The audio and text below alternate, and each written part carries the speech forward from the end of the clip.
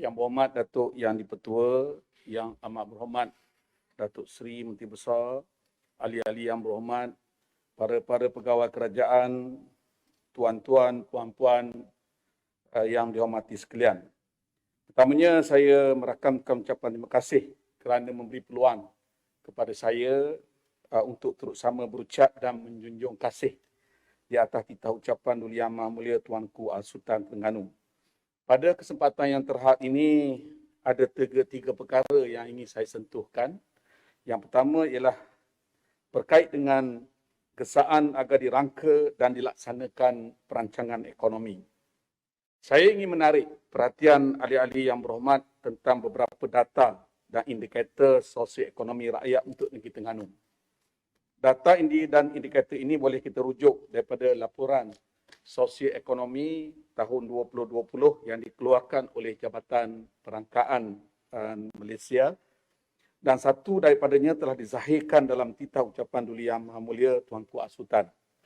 Pertama, kadar pertumbuhan atau KDNK Terengganu yang mengucup teruk kepada negatif 5.7%. Memang semua negeri menyatakan pengucupan, tetapi negeri Terengganu mengucup dengan kadar di bawah paras nasional. Yang kedua, kadar inflasi yang dilihat melalui indeks harga pengguna ataupun IHP jatuh negatif 1.3%, juga di bawah paras nasional. Ketiga, purata gaji dan upah bulanan menyusut negatif 12.4%, juga di bawah paras nasional. Bagi golongan siswadah di Terengganu, purata gaji dan upah bulanan yang mereka terima menyusut ketara kepada negatif 11.8%, juga di bawah paras nasional. Dan keempat, kadar pengangguran meningkat kepada 4.1%. Yang berhormat Datuk Yang di-Pertua, angka-angka ini dalam bahasa yang mudah bermaksud ramai rakyat Terengganu yang menganggur, punca pendapatan hilang, duit dalam tangan dengan izin cash in hand sudah berkurang, harga barang mahal, ekonomi jatuh, dan senario ini lebih teruk daripada peringkat nasional.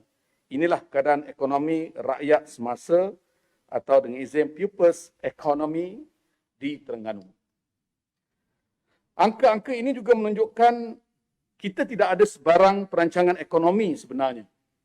Malah saya belum nampak sebarang perancangan ekonomi sebelum pandemik ataupun semasa pandemik, kalau tidak masakan ianya dizahirkan dalam titah ucapan Duli Yang Maha Mulia Tuanku Al-Sultan.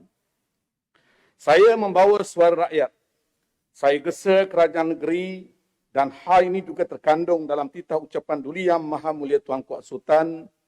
Saya gesa kerajaan negeri, rangkalah satu pelan ekonomi rakyat atau dengan izin People's Economy dengan titik-titik sentuhan ataupun dengan touch points dengan izin yang dikenal pasti. Terima kasih kepada Yang Amat Berhormat Datuk Seri kerana memaklumkan tadi dalam menjawab soalan saya tadi, masih menggunakan pakaian MT. Cuma kalau sebaiknya gunakanlah makna transformasi dengan lab mengikut sektor yang telah kita lakukan sebelum ini. Ramai pegawai yang terlibat sebelum ini semasa kita merangka dan kita melaksanakan menti. Ramai pemain industri yang menyumbang idea dan tenaga. Mereka tahu apa yang perlu dibuat. Saya dipahamkan sekarang kerajaan negeri ada PITAS. Dan terima kasih Datuk Seri atas ucapan tahniah kepada saya tadi kerana kebetulan tesis saya pun menggunakan PINTAS. Ada N dia, PINTAS. Itu PITAS. Tapi saya percaya, ramai yang belum nampak apa sebenarnya yang kerajaan negeri nak buat melalui PITAS. Jauh sekali untuk merangka sesuatu yang besar. Contohnya bagaimana nak berhadapan dengan impak COVID-19 ini. Saya sudah banyak kali bertanya tentang PITAS ni. Kalau ikut tengok daripada soalan-soalan yang lalu, banyak berkisar tentang PITAS ini. Justru saya ingin menggesa kerajaan negeri untuk segera merangka pelan ekonomi rakyat untuk negeri Terengganu. Keutamaan kita sekarang ini ialah untuk mengembangkan ekonomi rakyat atau dengan izin People's Economy dan memperkasa atau dengan izin empower tenaga kerja melalui proses rescaling dan upscaling bagi mereka yang baru nak bekerja, mereka yang hilang pekerjaan ataupun mereka yang pendapatannya berkurang. Dan saya cadangkan kerajaan negeri rujuklah semula pegawai-pegawai kerajaan kita yang laksanakan menti dahulu.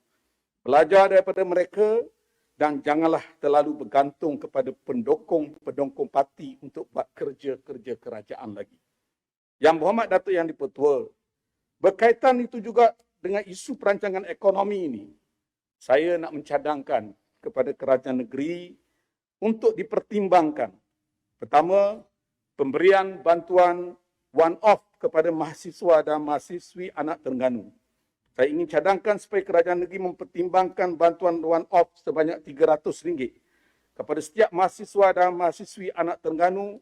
Bantuan ini melibatkan 40,000 orang pelajar di IPT dan boleh mereka gunakan untuk pembelian data internet selama 6 bulan dengan nilai RM50 sebulan. Jumlah peruntukan sebanyak 12 juta.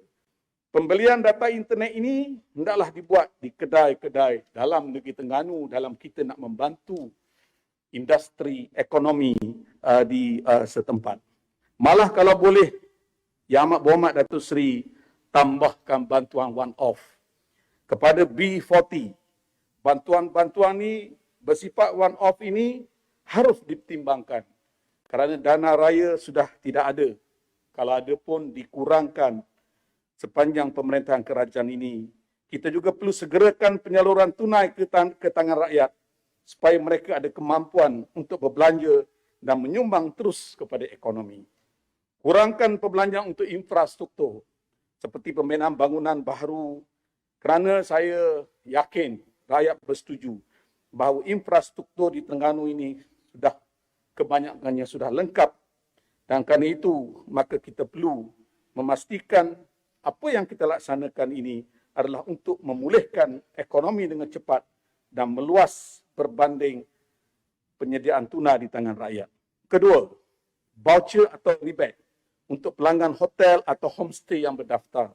Bagi merancangkan pelancongan negeri Terengganu, saya cadangkan kerajaan negeri pertimbangkan pemberian voucher dan rebate ini untuk memastikan bahawa kita dapat membantu terutama dari segi industri pelancongan. Yang ini saya ingat Yang Berhormat Esko Pelancongan boleh berbincang dengan pegawai yang baru dilantik untuk kita bantu dalam kaedah yang ini. Dan yang ketiga, saya rasa boleh dipertimbangkan Yang Amat Berhormat Datuk Seri moratorium selama 3 bulan untuk semua jenis bayaran pinjaman yang dikeluarkan melalui kerajaan negeri atau semua agensi yang dibuatnya. Yang Berhormat Datuk Yang di-Pertua, isu kedua yang ingin saya bangkitkan dalam bahasan saya ialah memartabatkan Islam dan membuktikan kemampuan sistem Islam sebagai adil. Hal ini turut disentuh dalam titah ucapan Duli Yang Maha Mulia Tuanku semalam. Saya cuma ingin dapatkan kepastian, apakah kerajaan negeri di bawah PAS akan melaksanakan hukum hudud di negeri Terengganu? Soalan yang mudah dan jawapannya tentu mudah, sama ada ya atau tidak. Dan sekiranya jawapannya ya, bilakah hukum hudud akan dilaksanakan di negeri Terengganu? Dan perkara yang ketiga ialah isu krisis bekalan air di kawasan Kuala Nerus yang disebut oleh sahabat saya tadi. Cuma ada yang disebut oleh wakil tepuh tadi. Saya pun terkejut mendengar. Apabila diberitahu bahawa deferred payment dengan izin adalah berbeza dengan kaedah yang biasa. Kerana dalam pengetahuan saya, keputusan yang telah dibuat oleh kerajaan yang terdahulu dalam surat setuju terima atau LA, bayaran adalah lepas siap projek. Dan saya dimaklumkan bahawa dokumen kontrak ada kelasa tambahan di mana bayaran perlu dibuat sebelum projek itu disiapkan. Yang itu saya dimaklumkan di luar daripada keputusan yang dibuat oleh kerajaan yang terdahulu. Jadi saya harap Yang Amat Berhormat Datuk Seri dan kerajaan cek semula betul atau tidak bahawa keputusan untuk bayar dalam keadaan projek tidak siap melalui kaedah deferred payment itu adalah dibuat semasa kerajaan yang terdahulu. Kita ambil maklum tentang masalah yang mungkin di luar jangkauan dan kita ambil maklum tentang usaha-usaha kerajaan negeri dalam mengurus krisis air di Kuala Nus. Saya pada kesempatan ini nak ucap setinggi ucapan terima kasih terutama pada kerajaan negeri, pihak satu, jabatan-jabatan yang terlibat, NGO, orang perseorangan yang telah membantu. Yang saya nampak bertukul lumus, termasuk juga daripada negeri-negeri lain yang telah menghantar tangki-tangki, lori-lori tanker dan ada yang sampai menghantarkan water treatment dengan izin. Jadi banyak pihak-pihak agensi yang telah membantu, alhamdulillah, dan masalah ataupun krisis ini dapat diselesaikan dan kita doakan semoga isu ini tidak akan timbul lagi untuk masa-masa yang akan datang kerana apa yang telah dibuat oleh kerajaan terdahulu TU dan juga projek air di Kemaman ini akan bertahan sehingga tahun 2035. Petugas Jadi, sukarela tu Ahmad dah sebut tak? Ya. Petugas sukarela yang Ahmad dah Semua sebut. sekali, termasuk petugas-petugas sukarela dan juga pihak satu. Cuma yang menjadi keheranan kepada saya, Yang Berhormat Datuk Yang di-Pertua, saya dapat ada bantuan yang diberi oleh pihak satu, CSR satu untuk beli air. Tapi saya tengok air tak ada cok pun satu. Selalu yang saya dipahamkan sebelum ni satu ada keluarkan air sendiri. Jadi saya rasa untuk masa yang akan datang lah, lain kali kalau pihak satu boleh bagi air dia lah. Maknanya ni cok macam-macam cok ada. Jadi kalau boleh, saya rasa elok pihak satu dia ada keluar air dia sendiri. Jadi elok kalau dapat diberi air jenama satu sendiri. Dah sempat nak cok tu. Dan dia ada air sendiri satu kan? Betul, tetapi nak keluarkan dalam masa yang agak segera. Tak dapat diproses. Even nak cok, Dan level saya pun dia sebab tak tahu sempat. Sebab saya yang dipahamkan memang satu ada keluar dan dia ada jual air dia. Sebab itu hari masa saya pergi ke hospital yang telah diberi sumbangan oleh satu syarikat yang berkait dengan COVID, saya tengok ada cok satu. Memang ada. Tetapi untuk yang ni kita nak segera. Yang pentingnya rakyat dapat Jadi air maknanya, maksudnya memang setakat ni stok bekalan air satu memang tidak ada lah. Dia dalam proses mengikut masa lah. Jadi So saya harap kita nak lepas pada segera ni, tu memang tak boleh. lepas pada ni satu kena banyakkan bekalan air satu tu. Sebab mana-mana pun satu lagi untuk bantu rakyat. satu lagi perniagaan yang boleh dibuat oleh satu lah sebenarnya kan. Cuma dalam hal ini saya rasa usaha dan bantuan bagi mereka yang terkesan dengan krisis bekalan air ini boleh tingkatkan lagi seperti mana yang disebut oleh sahabat saya sebelum ini, di mana sahabat saya ada menanya tadi, ada atau tidak kerajaan akan beri bantuan kepada mangsa-mangsa yang terlibat, yang melibatkan hampir 29,000 pengguna ataupun 29,000 akaun. Ada yang terlibat kerja sendiri, ada yang terlibat berniaga. Jadi saya haraplah kerajaan boleh pertimbangkan untuk membantu kerana kebetulan baru-baru ini saya nampak banyak bantuan datang daripada NGO yang dan juga daripada pihak-pihak syarikat. Jadi saya rasa tidak menjadi satu satu liability ataupun beban kepada kerajaan seperti mana berlaku banjir, sebagaimana berlaku malapetaka dan kita dapati ada bantuan yang diberi. Kalau ikut pada banjir, ada bantuan daripada pusat dan ada juga bantuan daripada negeri.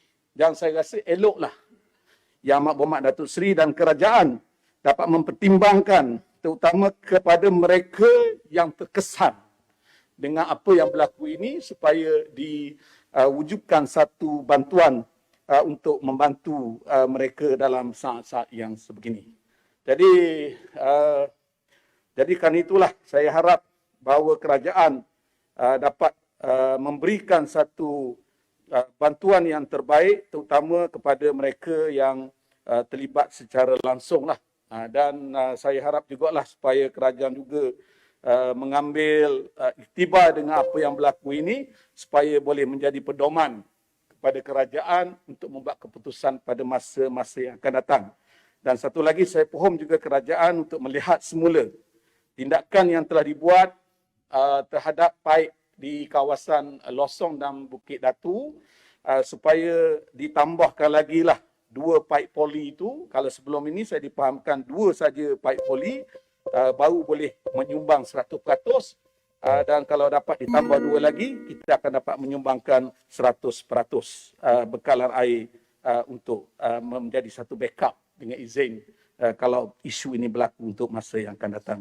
Terima kasih Datuk Yang di-Pertua. Sekianlah saja apa yang pembahasan yang saya buat, dan saya mohon menyokong dan menjunjung kasih titah ucapan Duli Yang Maha Mulia Tuan Kuat Sultan. Sekian. Wabillahi taufiq wa hidayah. Wassalamualaikum warahmatullahi taala wabarakatuh. Terima kasih Wakil Bersama Takhir.